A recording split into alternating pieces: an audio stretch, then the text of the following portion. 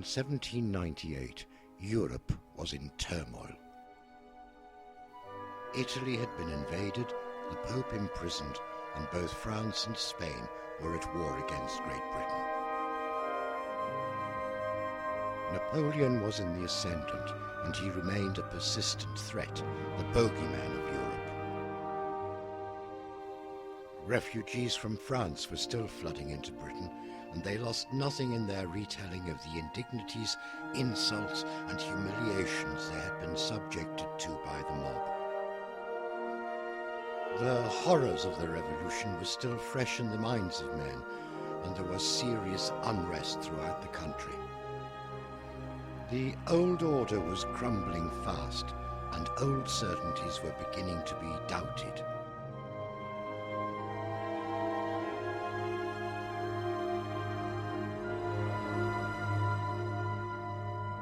A young man of 23, already recognized by some of his contemporaries as a genius and distrusted by some of his elders as a dangerous influence, was, on a borrowed pony, revelling in the inclement but picturesque Welsh weather.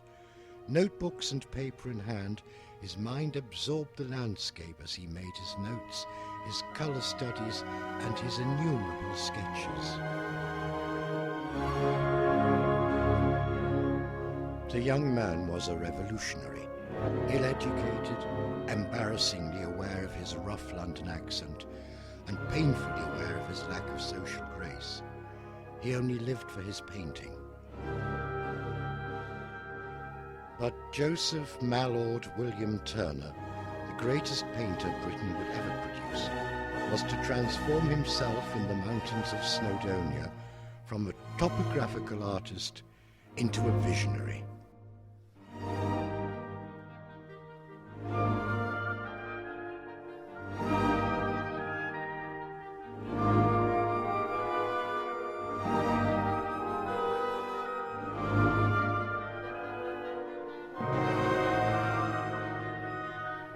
National identity seemed in crisis, and there was a search to find the worthy, the beautiful, the valuable, but most of all the sublime. Northern England, Scotland and Wales were becoming the destinations of a substitute grand tour, and the Reverend Gilpin's remarks, in his Guide to the Picturesque, that Snowdonia resembled a bleak, dreary waste without any pleasing combination of parts or any rich furniture, either of wood or well-constructed rock, was about to be seriously contested.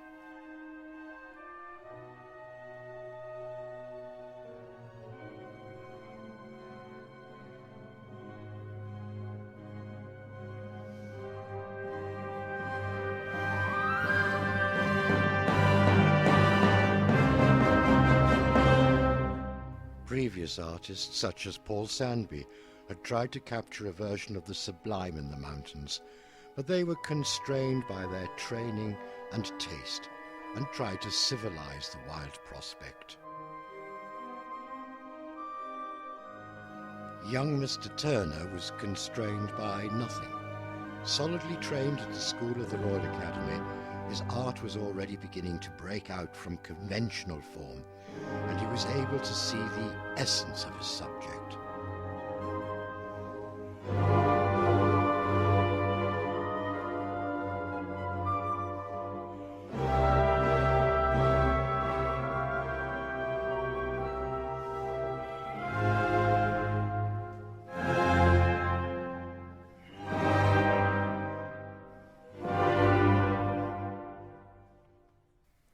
Watercolours executed in the open air and sometimes splashed with rain capture exactly what he saw before him.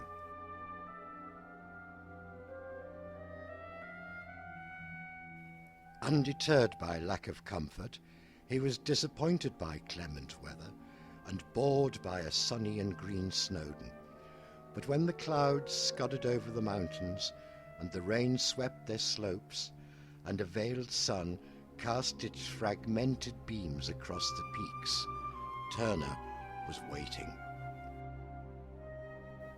The man who was to set painting on fire was himself set on fire by the light of the North Wales mountains.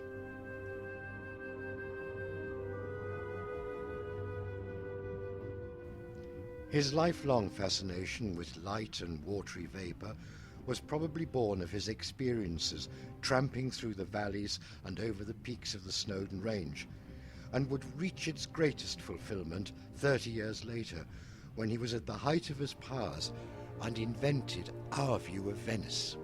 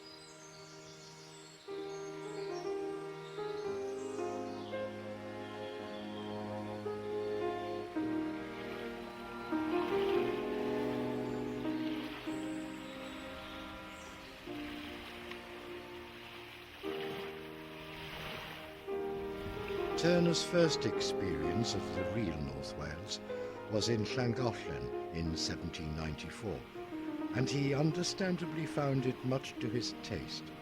Castell Dinas Bran and Vallecrucis Abbey seemed to fascinate him.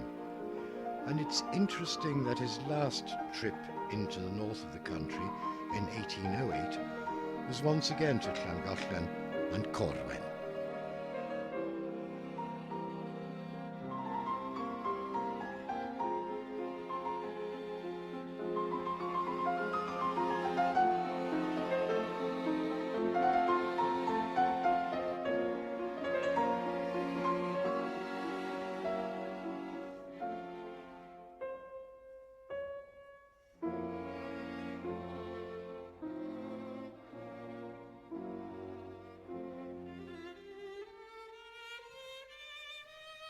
From the banks of the River Dee, where he sketched the castle and town, he could see up the river towards its source in the mysterious Cambrian mountains, and 4 years later was to make his first extended trip through Snowdonia itself.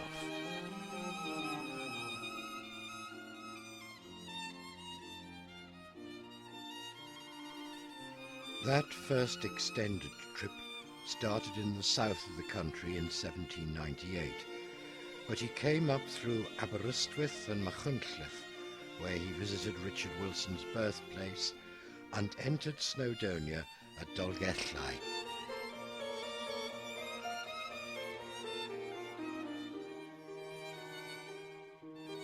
Sometimes he sketched, sometimes he painted, but his colour studies are extraordinarily advanced for the time.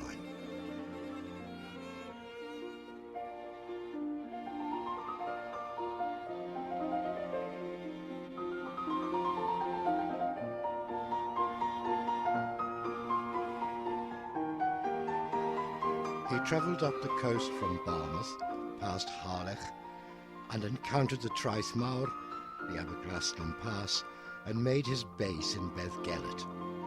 Sea and mountains encompassed his vision, and he developed his technique with the challenge, and began to make large-scale watercolours in the open air.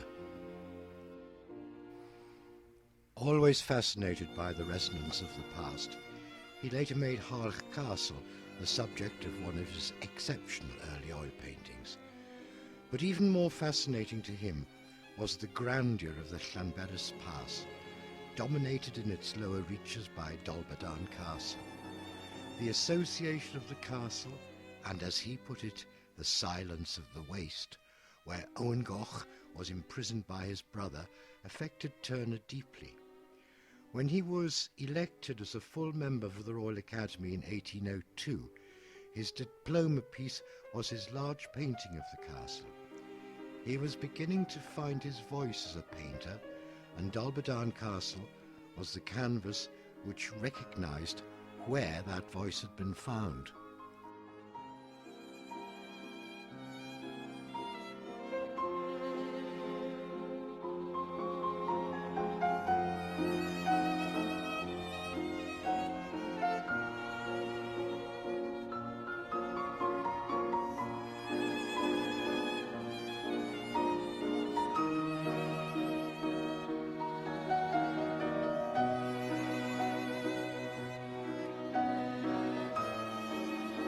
Turner seems to have concentrated upon the area near Beddgelert, and the Traeth Mawr, the slopes of Moel Hebog, and the valley of the Glaslyn were favoured views, and he enlivened one fully worked-up watercolour of the Snowdon Horseshoe with a fleeting impression of the rapacious armies of Edward I advancing along the valley.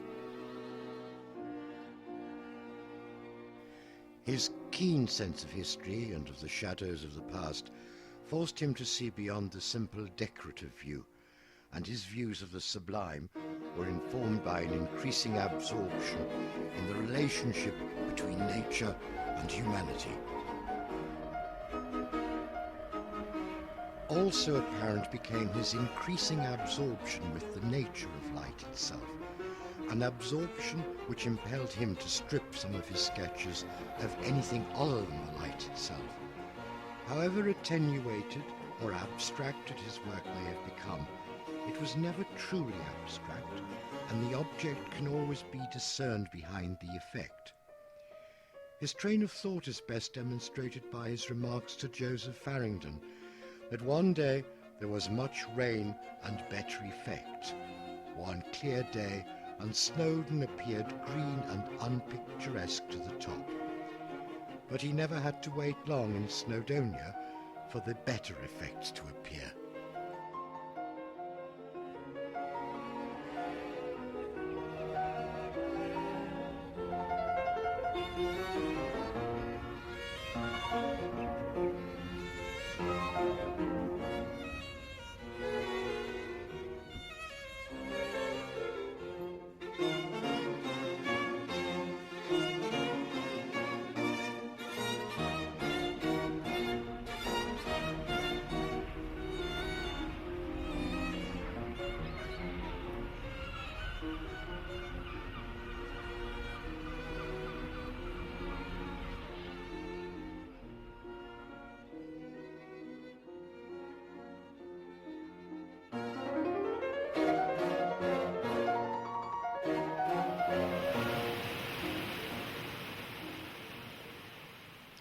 The glimmerings of a new style were to take many years before they supplanted his topographical approach, and the castles of North Wales, as well as the landscape, were the cradle of his new invention. Snowdonia, with its misty and ever-changing colours and shifting forms, was the catalyst which provoked the young artist into becoming what he was.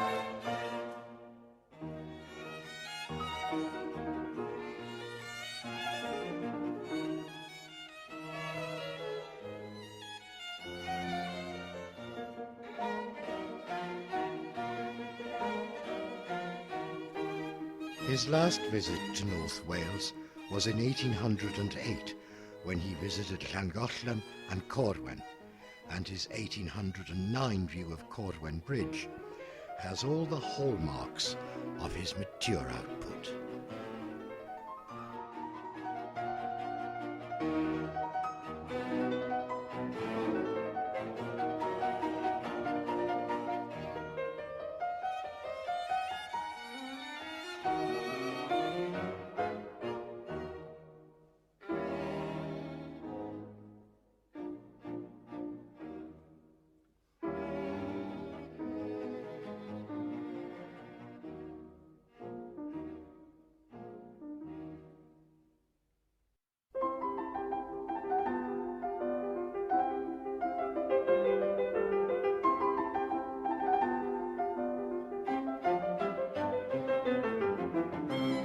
Successful in the eyes of the world, Turner took to travelling through Britain and Europe. Gone was the borrowed pony. Carriages and hotels were now his means. He was, however, still notoriously scruffy and famously misanthropic. Intensely secretive, he denied ever having a particular method, but instead insisted that the subject dictated the approach.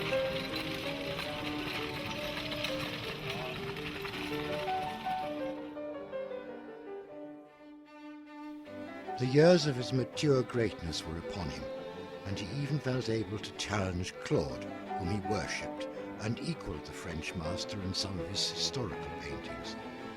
But central to his work was the observation of the sea, the sun, and the light. The calm of the old battleship being towed to the breaker's yard, and his increasingly atmospheric mountain and storm paintings were but different faces of the same coin.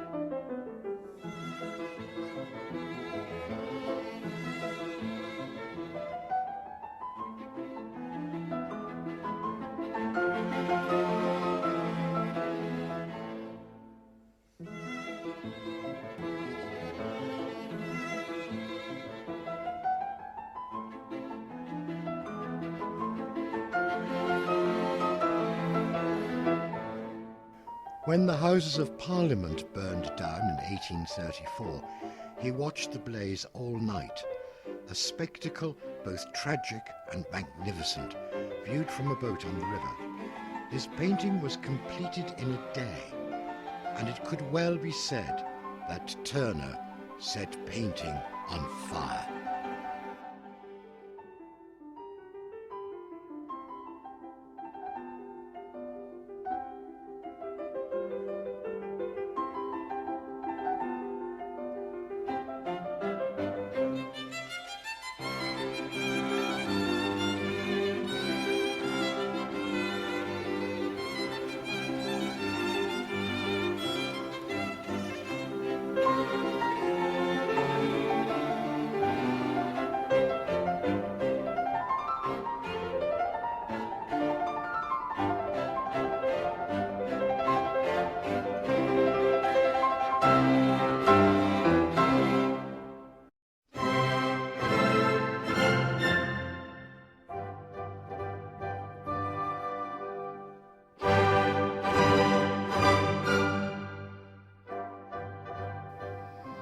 Turner was 44 when he made his first trip to Rome, and in 1828 he made a lengthy visit, renting a studio near the Spanish Steps. But in truth, Rome may not have suited him, and he seems to have found the light too harsh and the shadows too dense. He had not had the benefit of classical education, and the weight of history was more than likely quite suffocating. He was also the subject of much local criticism when his style was completely misunderstood by the Roman critics.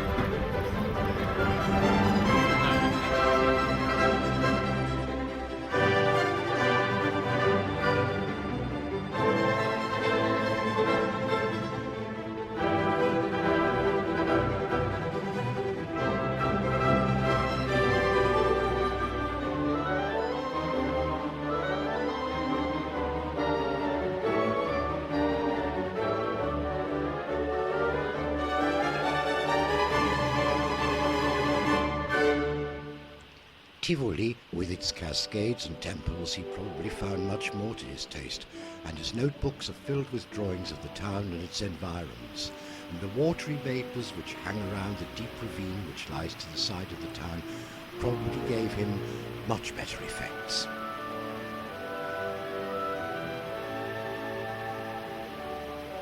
But in 1833 and in 1840 he found the subject matter with which he was to be inseparably connected forever, and although he expressed his intention to return to Rome and even continued to rent his painting room there, he never did return. The road north led to something much, much better.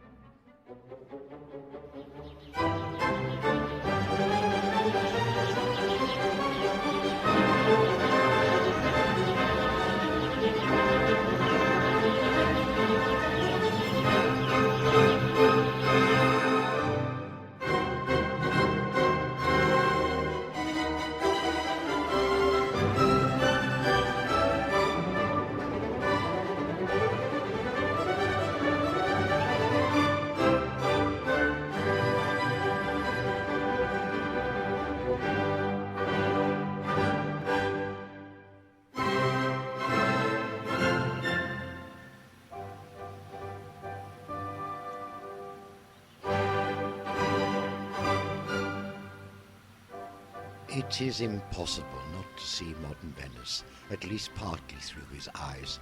So complete was his assimilation of the atmosphere of the city.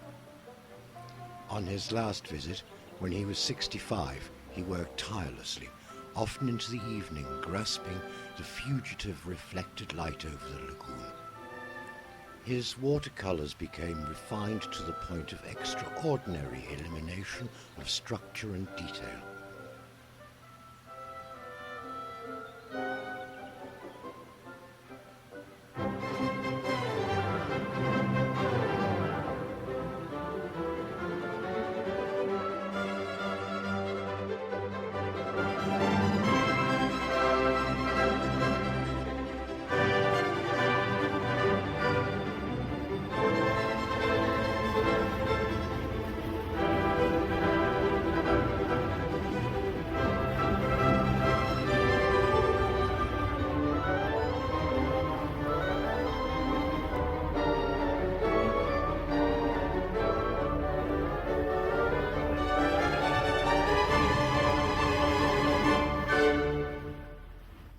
The artistic journey he had begun in Snowdonia reached its final goal on the edge of the Adriatic, and he stretched the possibilities of his chosen medium almost to breaking point.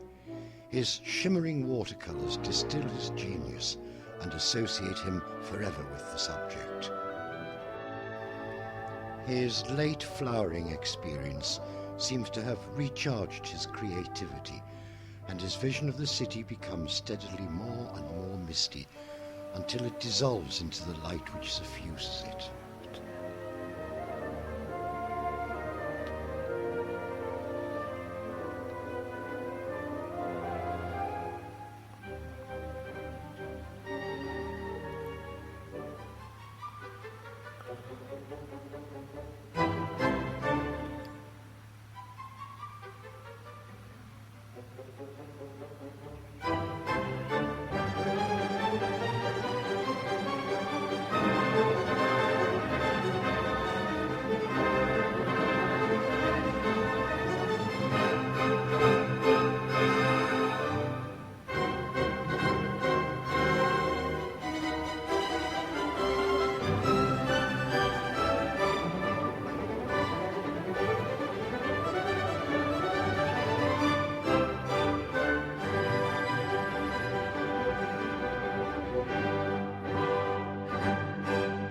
much younger artist, William Callow, wrote, "Whilst I was enjoying a cigar in a gondola, I saw Turner in another one, sketching San Giorgio, brilliantly lit up by the evening sun. I felt quite ashamed of myself, idling away my time, whilst he was hard at work so late." Mr. Callow probably misunderstood. Turner wasn't working at all. He was doing the thing he lived for, and nothing else mattered. Whilst the light was there, he needed to capture it, otherwise there was no point to him. Much imitated, he was never equalled, and never could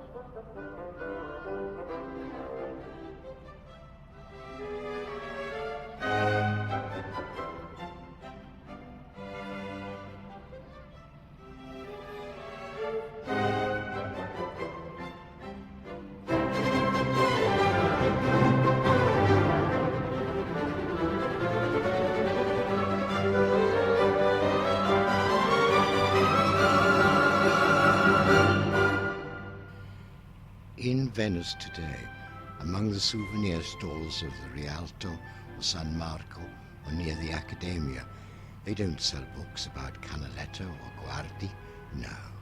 Instead, they sell books about J.M.W. Turner, the only artist of the city to have entered the popular imagination and to have affected the way in which the modern visitor perceives the city.